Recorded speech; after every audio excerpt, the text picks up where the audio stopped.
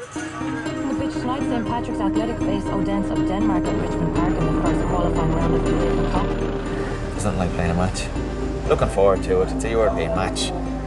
It's an exciting time for Pats at the moment, so I am generally happy to be involved again.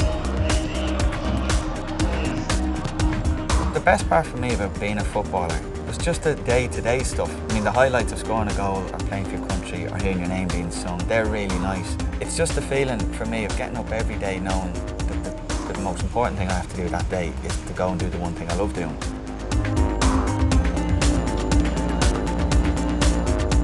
I was at Millwall for about 7.5 years. I went over when I was 17. It was a great place to be. We used to go out the weekends together, go on holiday together, obviously train every day and play the weekend together. And when you're winning and you're fit and scoring goals, it's really enjoyable. And then to do all that and to have your mates next to you is, for me, was meant the world, really. As expected, debuts to Celtic's Colin Healy and Millwall's Richie Sadler. The team had already qualified for the World Cup, and there was this run of friendlies, which is the opportunity for the likes of me at the time to get a game.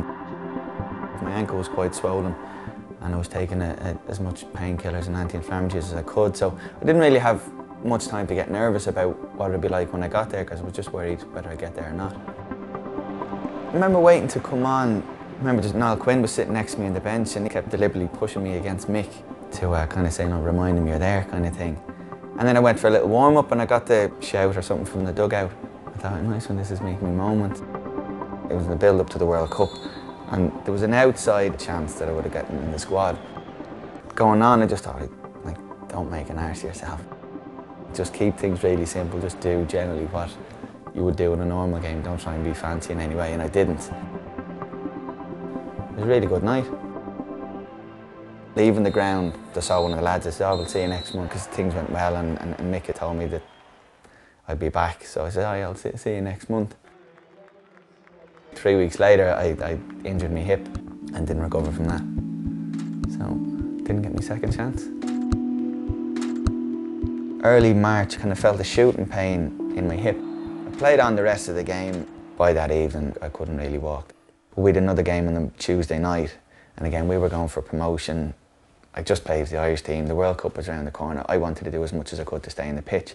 So a load of injections and painkillers to get me out, and I only lasted 10 minutes. I had surgery in that April, didn't recover from that. I had more surgery in October, and at that point I knew that it was my last chance, that operation would be either what would get me back in the pitch or would finish me, and it finished me.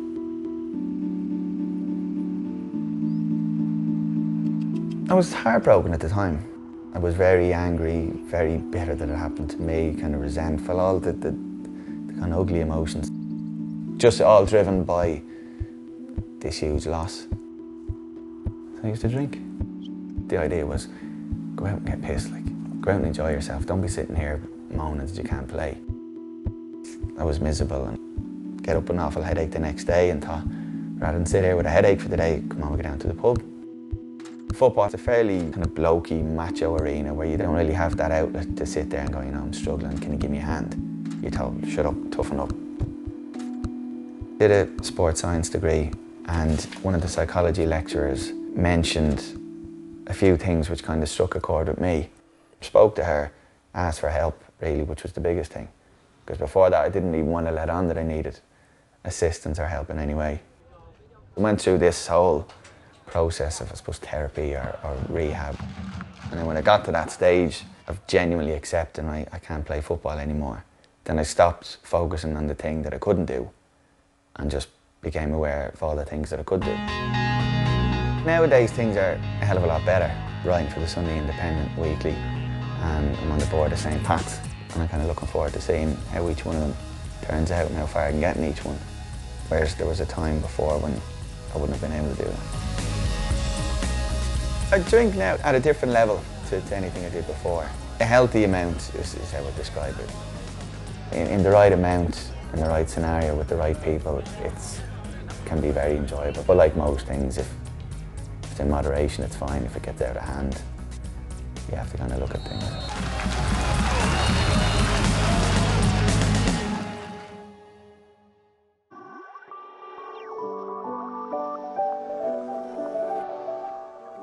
it takes a good bit for you to realise that you've actually had too much, because for a good while, I suppose, like, you don't notice it yourself.